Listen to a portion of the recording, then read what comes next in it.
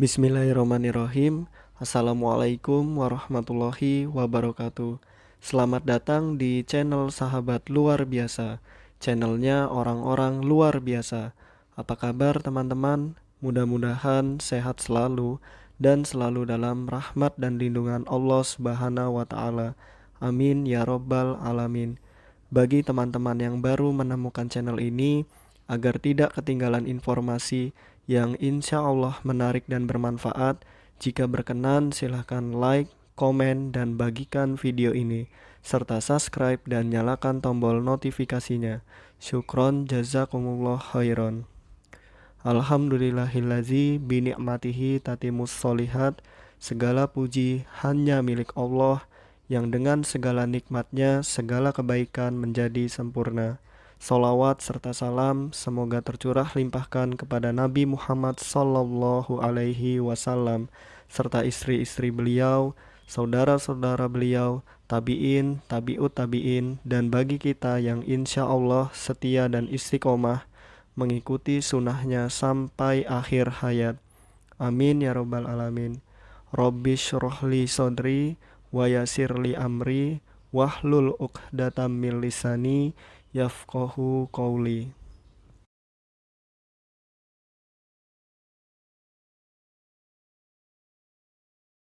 Baik teman-teman, kita lanjutkan latihan soal ke nomor 61 yang insya Allah sampai nomor 100 ya. Baik, kita langsung mulai saja. Pengembangan perilaku adaptif pada anak tunalaras harus dilakukan dengan penuh kelembutan dan dukungan dari semua pihak yang ada di dalam lingkungan perkembangan anak. Hal ini sesuai dengan prinsip titik-titik. A. Individualitas, B. Kasih sayang, C. Motivasi belajar, D. Belajar kelompok. Silahkan jawabannya apa teman-teman? Baik, kita perhatikan soalnya, yaitu pengembangan perilaku adaptif pada anak tunalaras harus dilakukan dengan penuh kelembutan dan dukungan. Nah, penuh kelembutan itu lebih ke kasih sayang ya teman-teman, karena kasih sayang itu pasti di dalamnya ada kelembutan. Jadi jawaban yang tepat adalah B, kasih sayang. Baik,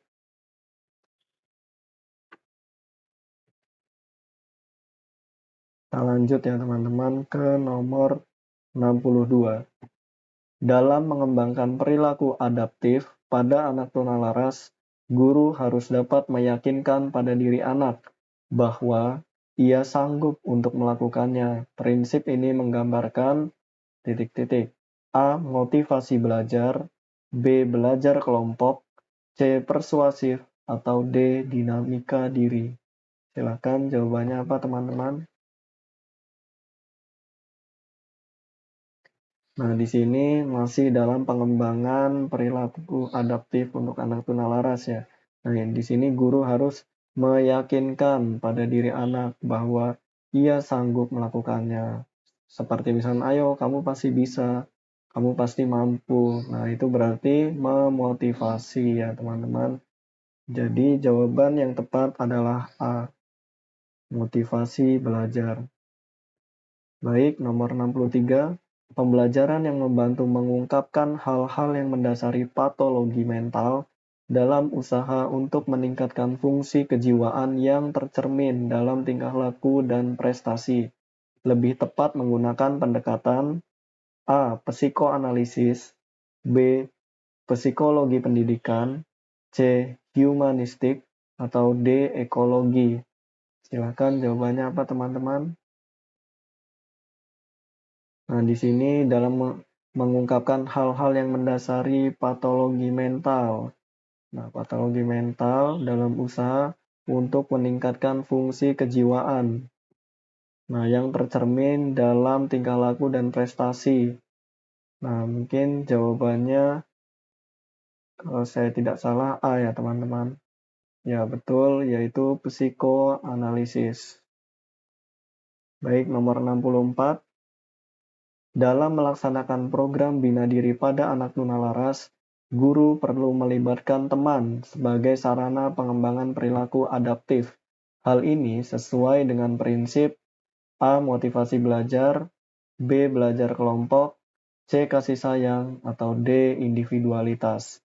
Nah, di sini program bina diri untuk anak tunalaras yang melibatkan teman. Nah, berarti jawabannya adalah B ya teman-teman, belajar kelompok.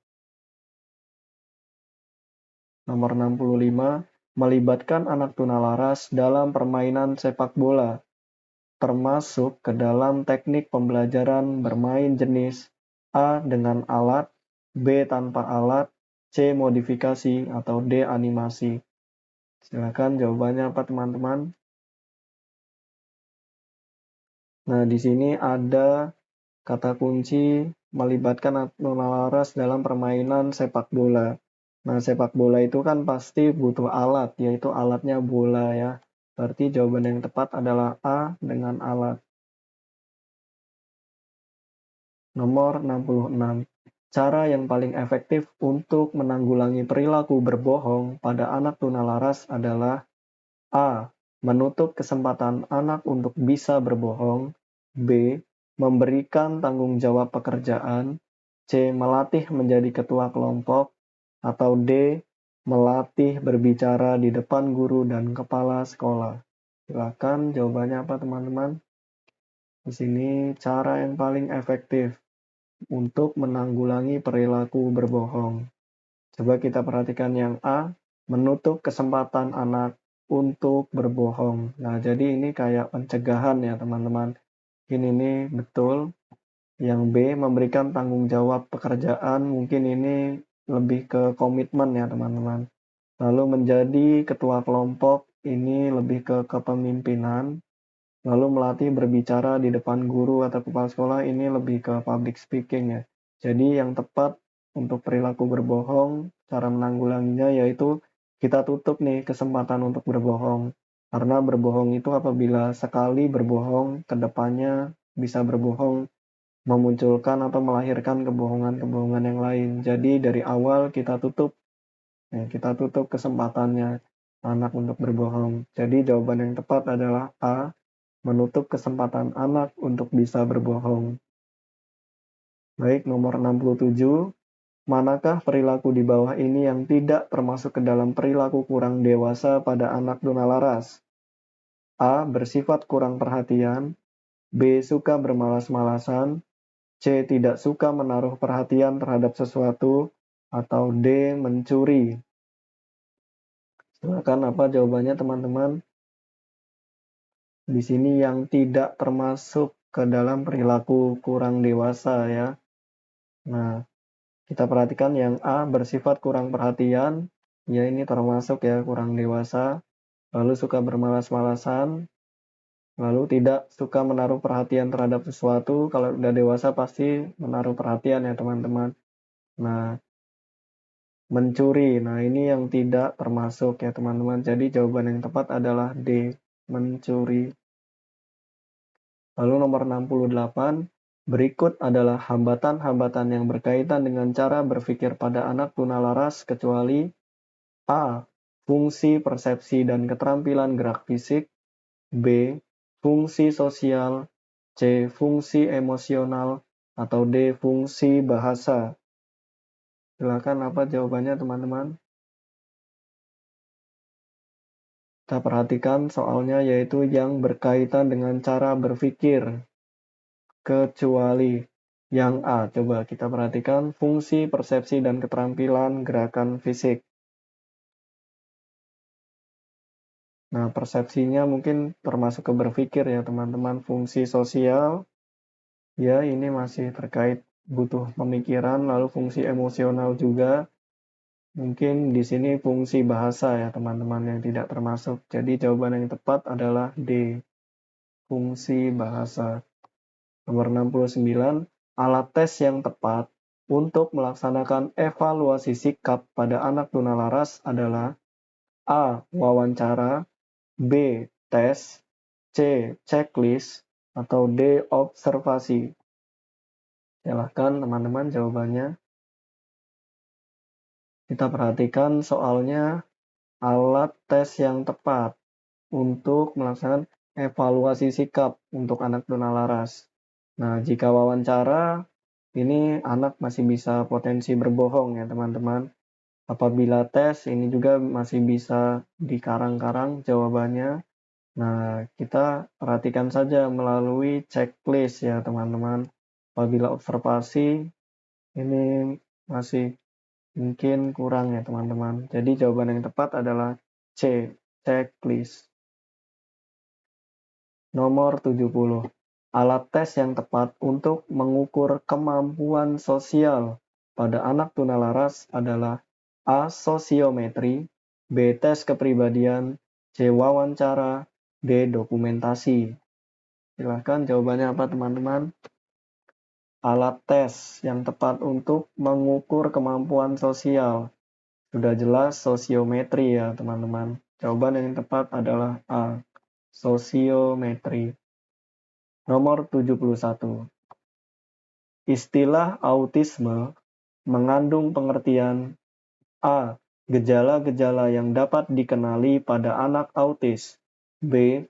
Suatu paham yang tertarik hanya pada dunianya sendiri. C. Gangguan perkembangan yang kompleks, menyangkut komunikasi, interaksi, dan imajinasi. Atau D. Anak yang mengalami gangguan autisme. Silakan jawabannya apa teman-teman?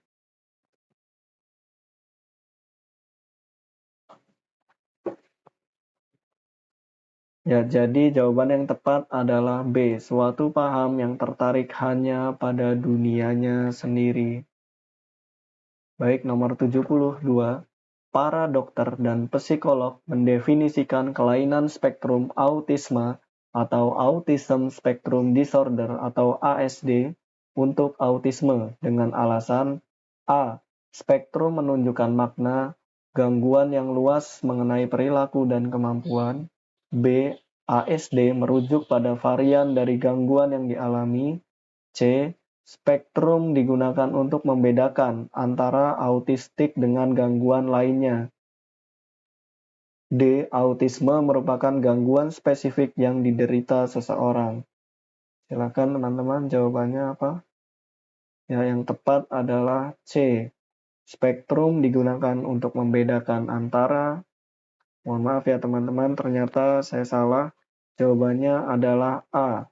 Spektrum menunjukkan makna gangguan yang luas mengenai perilaku dan kemampuan. Baik, nomor 73.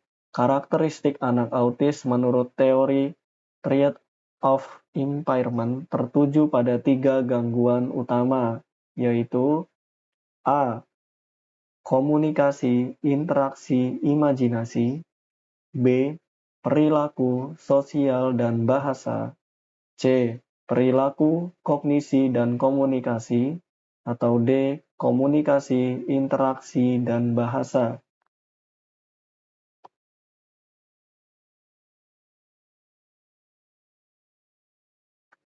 Baik, jawaban yang tepat adalah D ya teman-teman. Komunikasi, interaksi, dan bahasa. Nomor 74. Dari sudut pendidikan, langkah pertama yang perlu dilakukan untuk mendidik anak autis yang belum pernah mendapatkan layanan pendidikan dimulai dari A. Mengenal angka dan huruf. B. Pra-akademik. C. Pembentukan kepatuhan. D. Bina diri. Silakan apa jawabannya teman-teman? Langkah pertama yang perlu dilakukan untuk anak autis yang belum pernah mendapatkan layanan pendidikan. Nah, kan belum pernah ya teman-teman, berarti kita harus membentuk kepatuhannya terlebih dahulu. Jika sudah patuh, nanti ke depannya gampang ya teman-teman. Jadi jawaban yang tepat adalah C, pembentukan kepatuhan. Nomor 75. Salah satu bentuk perilaku anak autis yang termasuk kategori gangguan interaksi sosial diantaranya yaitu kecuali A. Penyandang autistik lebih suka menyendiri. B. Tidak ada atau sedikit kontak mata atau menghindar untuk bertatapan. C. Terkadang melakukan tindakan stimulasi diri. D. Tidak tertarik untuk bermain bersama teman. Silakan jawabannya mana teman-teman? Di sini salah satu bentuk perilaku autis yang termasuk kategori gangguan interaksi sosial. Berarti ada hubungannya dengan orang lain ya teman-teman. Di sini yang diminta kecuali. Nah, yang A, coba kita perhatikan. Penyandang autistik lebih suka menyendiri. Ini lebih ke termasuk gangguan interaksi sosial ya teman-teman. Lalu tidak ada atau sedikit kontak mata atau menghindar untuk bertatapan. Ini pun terkait dengan sosial. Lalu terkadang melakukan tindakan stimulasi diri. Nah, ini kepada dirinya sendiri ya teman-teman, tidak ada hubungannya dengan sosial. Lalu yang dia tidak tertarik untuk bermain bersama teman. Ini jelas sosial ya teman-teman. Jadi yang bukan merupakan gangguan dari interaksi sosial adalah C. Terkadang melakukan tindakan stimulasi diri. Nomor 76, prasyarat utama yang harus dipenuhi untuk memulai melakukan pembelajaran anak autis yaitu A. Emosi yang stabil dari diri anak. B. Ruangan yang tidak terlalu banyak rangsangan. C. Mengupayakan kontak mata. Atau D. Kemampuan untuk mempertahankan konsentrasi anak. Silakan jawabannya apa teman-teman? Prasyarat utama yang harus dipenuhi untuk memulai melakukan pembelajaran anak autis. Nah, yang A, emosi yang stabil dari diri anak. Ya, ini langsung ya teman-teman yang tepat. Ruangan yang tidak terlalu banyak rangsangan, ini bukan. Mengupayakan kontak mata, bukan. Kemampuan untuk mempertahankan konsentrasi anak juga bukan. Jadi yang terpenting adalah emosinya ya teman-teman. Jadi jawaban yang tepat adalah A, emosi yang stabil dari diri anak. Nomor 77, pemberian reward and punishment merupakan bagian dari pelaksanaan prinsip pendidikan dan pengajaran untuk anak autis, khususnya prinsip A terstruktur, B terpola, C terprogram, atau D konsisten. Di sini pemberian reward and punishment. Nah, mengandung prinsip apa nih dalam pendidikan dan pengajaran anak autis? Ya, jawaban yang tepat adalah C, terprogram. Mohon maaf ya teman-teman, saya salah. Jawaban yang tepat adalah D, konsisten. Nomor 78, program pembelajaran individual atau PPI sangat diperlukan dalam perencanaan pembelajaran khususnya untuk anak autis karena A. Anak autis yang masih menjalani program intervensi awal membutuhkan layanan pembelajaran individual cukup dominan.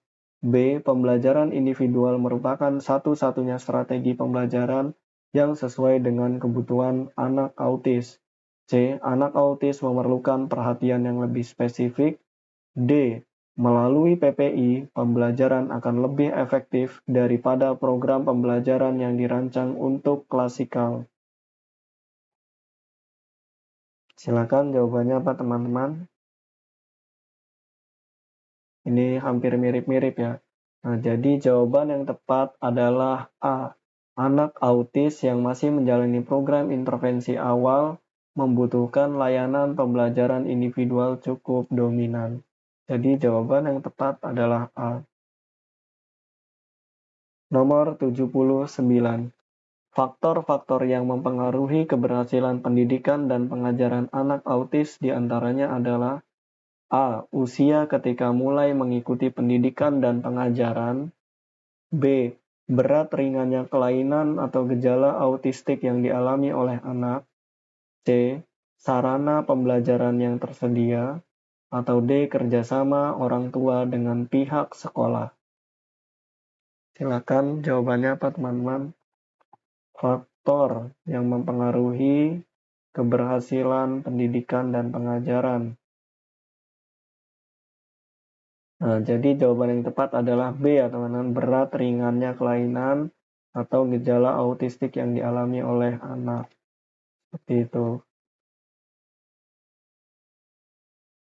Nomor 80. Masalah utama yang perlu mendapatkan perhatian dalam pembelajaran anak autis adalah A. Sarana belajar, B. Orang tua, C. Kesehatan, atau D. Perilaku anak. Silakan jawabannya teman-teman. Masalah utama yang perlu mendapatkan perhatian dalam pembelajaran anak autis. Sarana belajar ini tidak begitu ya teman-teman. Orang tua itu di luar kendali anak, kesehatan juga. Yang terpenting adalah kestabilan perilaku anak. Jadi jawaban yang tepat adalah D, kestabilan perilaku anak. Nomor 81. Salah satu potensi yang dimiliki oleh siswa cerdas istimewa dan berbakat istimewa adalah di bawah ini, kecuali A. Kemampuan akademik khusus, B. Kemampuan adaptasi, C. Kemampuan berpikir kreatif, produktif, atau D. Kemampuan memimpin. Baik, apa jawabannya teman-teman? Silakan. Salah satu potensi bagi siswa cerdas istimewa dan berbakat istimewa,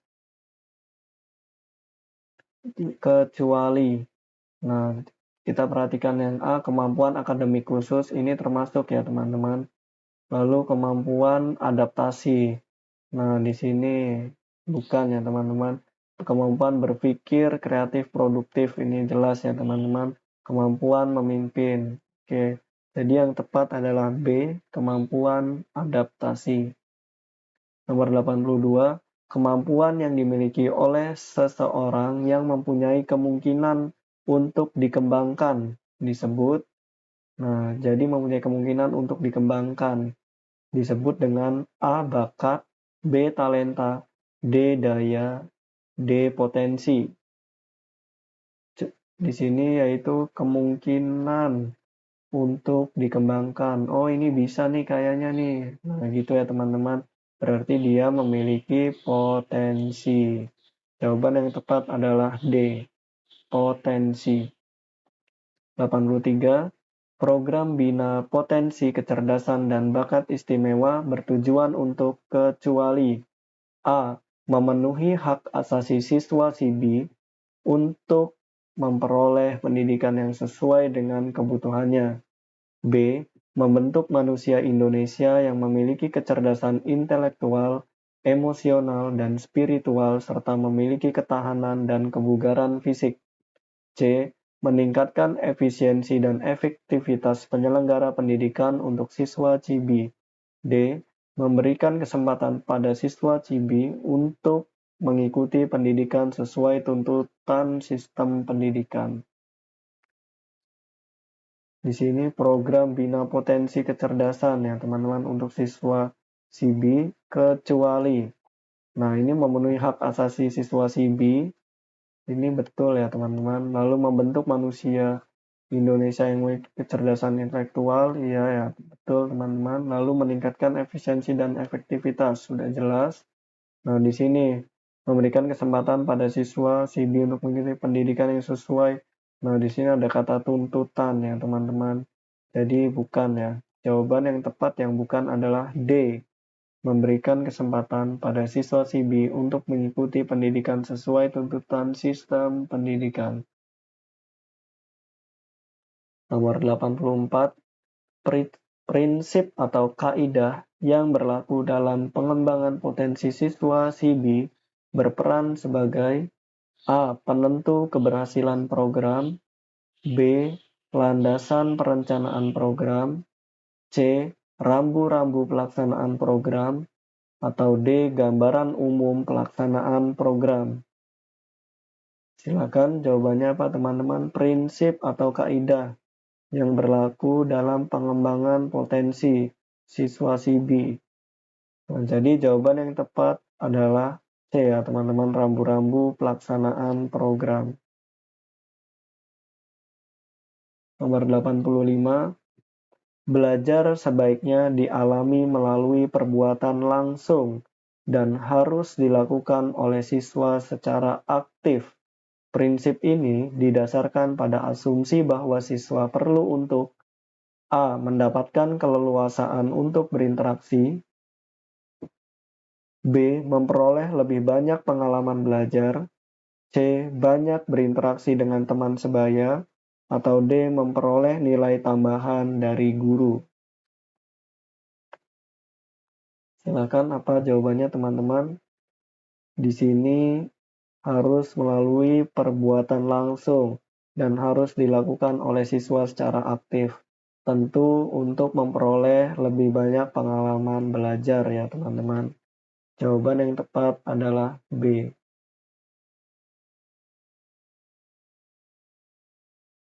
Baik, nomor 86. Kegiatan asesmen dilakukan untuk tujuan di bawah ini kecuali A. Mengetahui kebutuhannya. B. Mengukur kelemahan atau kekurangan siswa. C. Memberi label hambatan yang dialami siswa. D. Mengetahui kemampuan atau kelebihan siswa. Silakan jawabannya apa teman-teman? Kegiatan asesmen tujuannya kecuali A. Mengetahui kebutuhannya. Ya, ini betul. Kebutuhan, kita harus tahu kebutuhan dari anak itu apa. Untuk mengukur kelemahan dan kekurangan. Ya, ini betul. Untuk memberi label. Nah, ini kita bukan melabeli ya, teman-teman. Nah, lalu nomor yang D, mengetahui kemampuan dan kelebihan. Ini betul tujuan dari asesmen.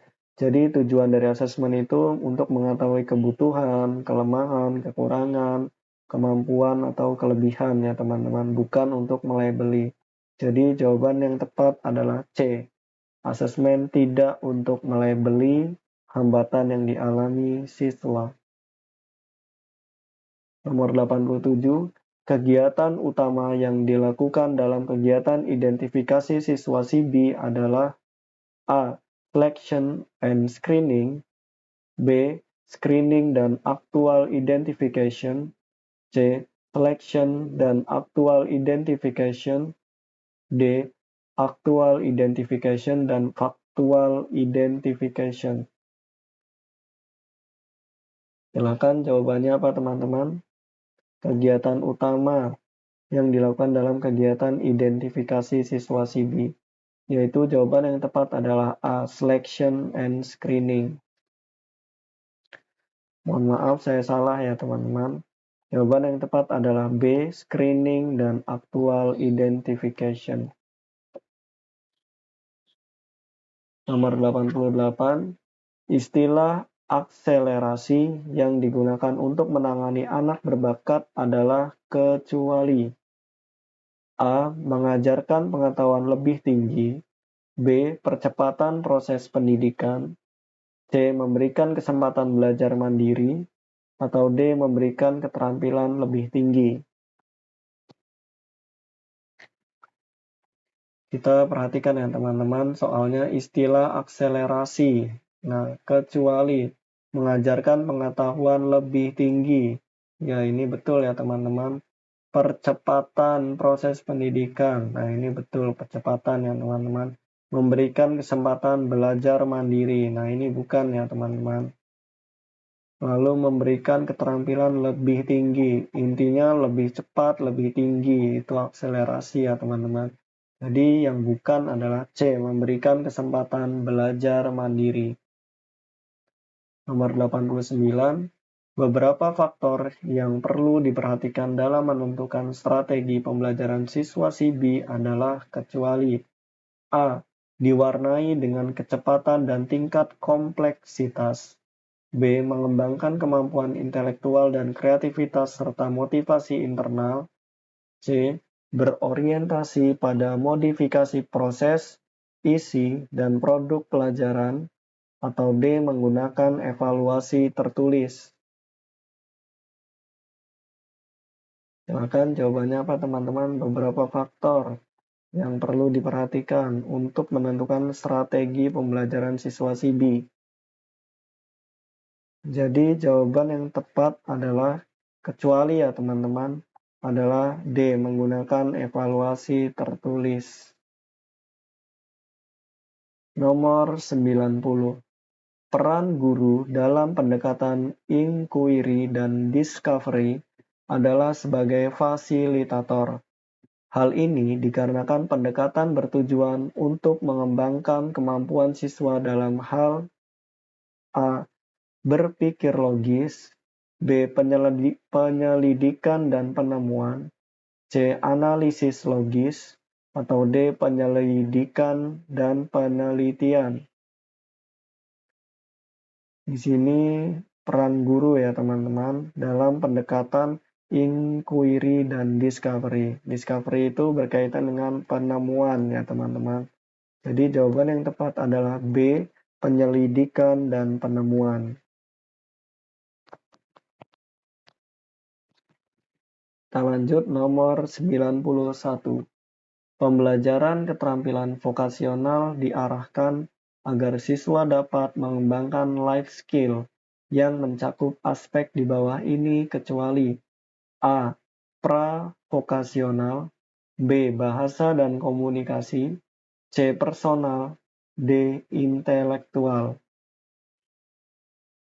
Di sini pembelajaran keterampilan vokasional ya teman-teman untuk mengembangkan life skill. Kecuali vokasional ini betul ya teman-teman, bahasa dan komunikasi. Nah ini tidak termasuk. Personal dan intelektual ini termasuk. Jadi jawaban yang tepat adalah B, bahasa dan komunikasi. Nomor 92. Tujuan dari penyederhanaan materi vokasional bagi anak berkebutuhan khusus adalah A. Penyesuaian terhadap SDM yang ada, B. Penyelarasan terhadap kurikulum yang telah baku, C. Penyesuaian terhadap kebutuhan dan kemampuan siswa, atau D. Terciptanya iklim pembelajaran keterampilan vokasional yang kondusif. Kita perhatikan teman-teman tujuan dari penyederhanaan materi. Nah, lagi-lagi jika di kurikulum anak berkebutuhan khusus itu materinya bisa disederhanakan karena untuk menyesuaikan kebutuhan dan kemampuan siswa ya teman-teman. Jadi jawaban yang tepat adalah C. Nomor 93. Aspek-aspek yang termasuk ke dalam mata pelajaran keterampilan vokasional adalah kecuali A.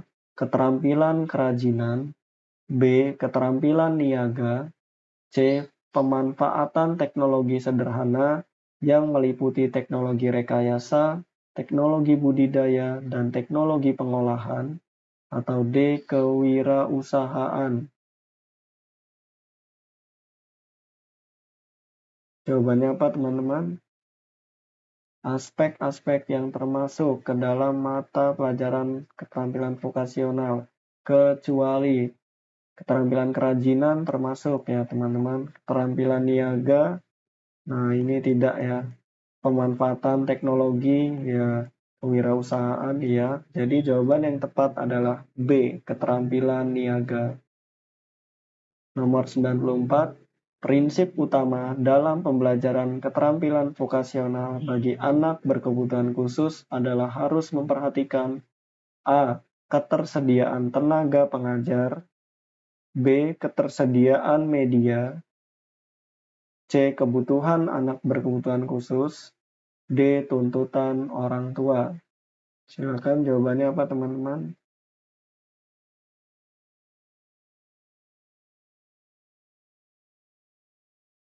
Prinsip utama, yaitu prinsip utama dalam pembelajaran keterampilan vokasional bagi anak berkebutuhan khusus. Lebih ke kebutuhan dari anak itu sendiri ya teman-teman. Ketersediaan pengajar mungkin bisa, tapi tidak. Itu maksudnya ketersediaan media juga bisa, tapi bukan di situ. Tuntutan orang tua apalagi. Jadi kita harus memperhatikan kebutuhan dari anak tersebut. Jadi jawaban yang tepat adalah C. Lalu nomor 95. Hasil belajar keterampilan vokasional dapat dikatakan memberi nilai ekonomis apabila A. Memiliki ciri khas yang unik dan inovatif, B. Layak dipasarkan dan diperjualbelikan. C. Dikerjakan oleh siswa secara individual. D. Mendapat apresiasi dari guru dan kepala sekolah. Silakan jawabannya mana teman-teman? Hasil belajar keterampilan vokasional dapat memberi nilai ekonomis. Nah, berarti menghasilkan duit ya teman-teman intinya. Yang A memiliki ciri khas yang unik dan inovatif, ini bukan termasuk nilai ekonomis. Nah, di sini ya teman-teman, layak dipasarkan dan diperjualbelikan, ini bernilai ekonomis. Kita perhatikan dulu yang C, dikerjakan oleh siswa secara individual, ini nilai kemandirian ya teman-teman.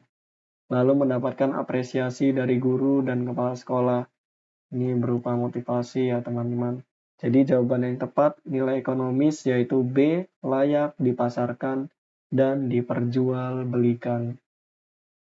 Nomor 96, guru atau instruktur yang belum memiliki keterampilan yang memadai perlu untuk melakukan pengembangan diri melalui A. Pelatihan, B. Belajar mandiri, C. Konsultasi dengan para ahli, D. Diskusi dengan rekan sejawat.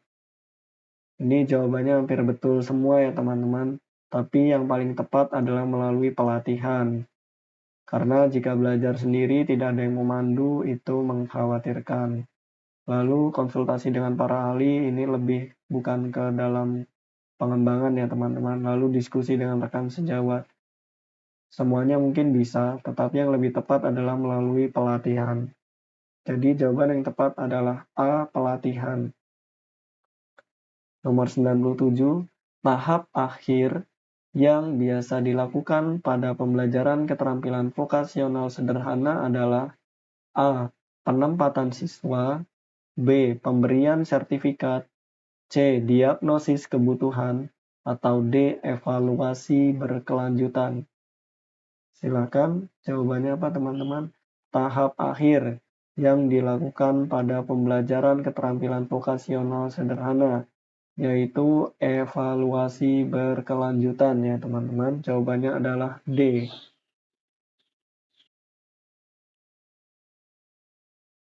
Baik, nomor 98. Salah satu model yang digunakan dalam keterampilan vokasional kerajinan kayu adalah melalui model partisipatif dengan teknik presentasi, demonstrasi, dan pemberian tugas. Hal ini didasarkan pada pertimbangan di bawah ini, yaitu A. Siswa berkebutuhan khusus cenderung pasif. B. Model pendekatan yang lain kurang cocok dengan keterampilan kayu. C. Mengedepankan kebutuhan, minat, pengalaman, dan lingkungan atau kehidupan sehari-hari siswa. C. Mengedepankan kompetensi guru dan potensi sekolah. Baik, silakan jawabannya apa teman-teman? Salah satu model yang digunakan keterampilan vokasional kerajinan kayu adalah melalui model partisipatif. Nah, dengan teknik presentasi dan demonstrasi dan pemberian tugas. Jadi jawaban yang tepat adalah C ya teman-teman, mengedepankan kebutuhan, minat, pengalaman, dan lingkungan atau kehidupan sehari-hari siswa. Karena di sini ada partisipatif, presentasi, dan demonstrasi. Nomor 99, metode yang berisi kegiatan membawa siswa ke tempat latihan keterampilan atau workshop untuk melihat bagaimana melihat sesuatu, bagaimana cara menggunakannya, untuk apa dibuat, apa manfaatnya, dan sebagainya adalah metode A. Drill, B. Inquiry, C. Deduktif aktif, C. Observasi. Silakan jawabannya apa teman-teman?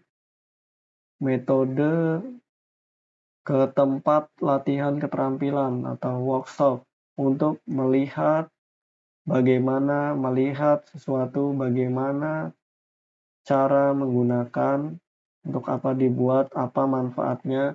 Di sini ada kata-kata melihat ya teman-teman, berarti observasi. Jawaban yang tepat adalah D, observasi. Baik, terakhir nomor 100. Salah satu tujuan dari evaluasi pembelajaran keterampilan vokasional adalah kecuali A. Untuk dapat mengambil keputusan tentang materi dan kompetensi apa yang harus diajarkan kepada atau dipelajari oleh siswa. B. Untuk mengukur kompetensi guru dalam mengevaluasi. C. Untuk mengetahui hasil belajar siswa. D. Untuk mengetahui kelemahan dan kekurangan proses pembelajaran sehingga dapat dirumuskan langkah-langkah perbaikan. Baik, jawabannya apa teman-teman? Silahkan.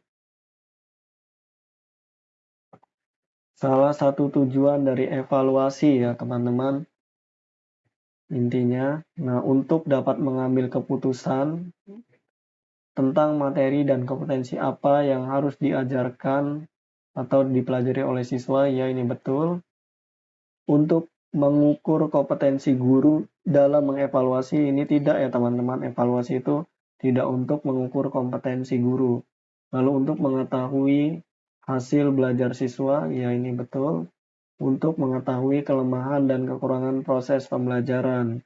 Ini juga betul ya teman-teman. Jadi yang bukan adalah B, untuk mengukur kompetensi guru dalam mengevaluasi. Baik teman-teman, mungkin itu saja yang dapat saya bagikan. Apabila ada kebenaran, pastikan itu datangnya dari Allah Subhanahu wa taala, dan apabila ada kesalahan, pastikan itu datangnya dari saya. Maka apabila ada kebenaran, mohon doakan kebaikan, dan apabila ada kesalahan, mohon dimaafkan dan diingatkan. Syukron jazakumullah khairan. Allahumma inni as'aluka ilman nafi'an wa rizqan thayyiban wa amalan mutaqabbalan. Subhanakallahumma wa bihamdika asyhadu an la ilaha illa anta astaghfiruka wa atubu ilaik. Wassalamualaikum warahmatullahi wabarakatuh.